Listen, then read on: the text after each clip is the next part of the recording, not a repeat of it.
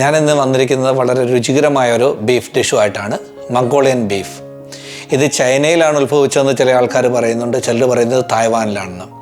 ഏതായാലും ഇത് പ്രിപ്പയർ ചെയ്യാൻ വേണ്ടി വളരെ എളുപ്പമുള്ളൊരു ഡിഷാണ്. നമുക്കിതിൻ്റെ പ്രിപ്പറേഷനിലേക്ക് കിടക്കാം. അതിനു മുമ്പ് നിങ്ങൾ ഈ ചാനൽ സബ്സ്ക്രൈബ് ചെയ്തിട്ടുണ്ടെന്നുണ്ടെങ്കിൽ ദയവായിട്ട് ഈ ചാനൽ സബ്സ്ക്രൈബ് ചെയ്യുക, ഷെയർ ചെയ്യുക, കമൻറ്റ് ചെയ്യുക. ഞാൻ Anil Antony. Welcome to taste buds world of flowers.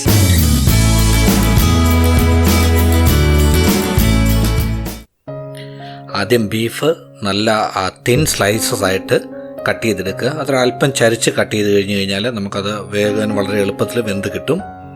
അതുപോലെ തന്നെ നമ്മുടെ മീറ്റ് സോഫ്റ്റും ആയിരിക്കും നമ്മളത് കുക്ക് ചെയ്യുന്ന സമയത്ത്.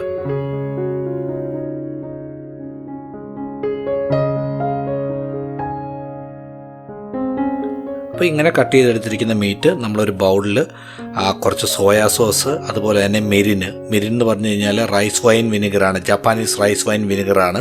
അതൊരല്പം സ്വീറ്റ് ടേസ്റ്റ് കൂടുതലുള്ള ഒരു വിനെഗറാണ്. അപ്പോൾ അതിലേക്ക് കുറച്ച് കോൺഫ്ലവറും കൂടെ മിക്സ് ചെയ്യുന്നു.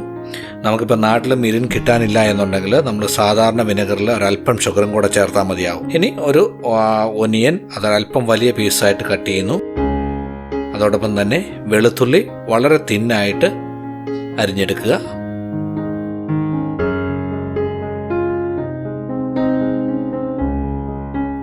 ഇനി അതോടൊപ്പം തന്നെ കുറച്ച് ഇഞ്ചി, അതും നമ്മൾ വളരെ തിന്നായിട്ടുള്ള പീസസായിട്ടാണ് കട്ട് ചെയ്തെടുക്കുന്നത്. ഇനി സ്പ്രിംഗ് ഒനിയൻ, അതിൻ്റെ ഗ്രീൻ പാർട്ട് മാത്രം മതി, അതും ഒരല്പം വലിയ പീസസായിട്ട് കട്ട് ചെയ്തെടുക്കുക. ഇനി നമുക്കിതിൻ്റെ സോസ് പ്രിപ്പയർ ചെയ്യണം. അപ്പോൾ അതിനുവേണ്ടി കുറച്ച് സോയാ സോസ്, അല്പം വെള്ളവ്, ചെറിയ ചൂടുള്ള വെള്ളമായിരിക്കണം. ഇനി അതിൻ്റെ കൂടെ കുറച്ച് മെരിന്, അതുകൂടാതെ ഞാൻ അല്പം ഷുഗർ ചേർക്കുന്നുണ്ട്. ഞാനൊരു 2 സ്പൂൺ ബ്രൗൺ ഷുഗറാണ് ചേർക്കുക. ഇത് എന്നിട്ട് നന്നായിട്ട് മിക്സ് ചെയ്യുക. ഈ സോസ് നന്നായിട്ട് മിക്സ് ചെയ്യുക. ഇനി ഒരു പാനിൽ അല്ലെന്നുണ്ടെങ്കിൽ ഒരു വോക്കിൽ കുറച്ച് എണ്ണ ഒഴിച്ചതിന് ശേഷം നമുക്ക് ബീഫ് ഒന്ന് കുക്ക് ചെയ്തെടുക്കണം. അപ്പോൾ അത് നന്നായിട്ട് സ്പ്രെഡ് ചെയ്ത് കൊടുക്കുക, കാരണം അത് നന്നായിട്ട് കുക്ക് ചെയ്ത് കിട്ടണം. നമ്മൾ മാക്സിമം ഒരു 2 മിനിറ്റ് വീതം ഓരോ സൈഡും കുക്ക് ചെയ്താൽ മതിയാകും. അപ്പോൾ ആദ്യത്തെ ഒരു 2 മിനിറ്റ് കഴിഞ്ഞ് അത് നന്നായിട്ട് ഇളക്കിയിട്ട് മറ്റേ സൈഡും കൂടെ കുക്ക് ചെയ്തെടുക്കുക. ഇനി അത് കോരി മാറ്റിയതിന് ശേഷം അതേ പാനിൽ തന്നെ അല്പം എണ്ണയും കൂടെ ഒഴിച്ചിട്ട് ആ ഒനിയന് ഒന്ന് കുക്ക് ചെയ്യുക. അതിലേക്ക് ജിഞ്ചർ ഗാർലിക് നമ്മൾ ചേർക്കുന്നു.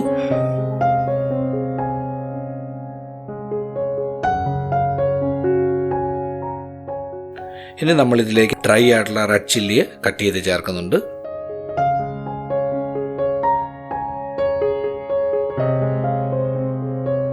ഇനി ഇതിലേക്ക് നമ്മൾ നേരത്തെ പ്രിപ്പയർ ചെയ്ത് വെച്ചിരിക്കുന്ന സോസ് അത് ചേർത്ത് നന്നായിട്ടത് തിളപ്പിക്കുക.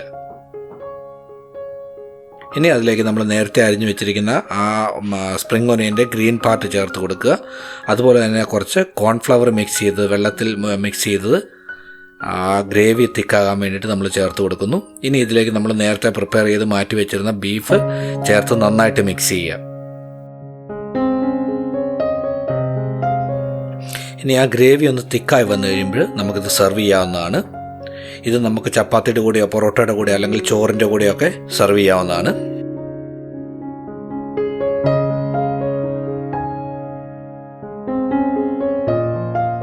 ഇനി ഇതൊന്ന് ഗാർണിഷ് ചെയ്യാൻ വേണ്ടി അല്പം സ്പ്രിംഗ് ഒനിയൻ്റെ ഗ്രീൻ പാർട്ടും അതോടൊപ്പം തന്നെ സെസ്മി സീഡും കൂടെ ചേർക്കുന്നുണ്ട്. അപ്പം നിങ്ങളെല്ലാവരും ഈ ഡിഷ് ട്രൈ ചെയ്യുമെന്ന് ഞാൻ വിചാരിക്കുന്നു. അഭിപ്രായങ്ങളൊക്കെ കമൻസ് ആയിട്ട് അറിയിക്കുക. Hope you have enjoyed this dish.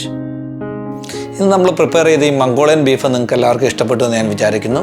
ഇത് നമ്മുടെ വീട്ടിൽ ട്രൈ ചെയ്യാൻ വളരെ എളുപ്പമായിട്ടുള്ളൊരു ഡിഷാണ്. അപ്പോൾ നിങ്ങളിത് ട്രൈ ചെയ്യുക, നിങ്ങളുടെ അഭിപ്രായങ്ങൾ കമൻസ് ആയിട്ട് അറിയിക്കുക. വീണ്ടും അടുത്തൊരു വീഡിയോയുമായി കാണുമ്പോഴേക്കും ഗുഡ് ബൈ.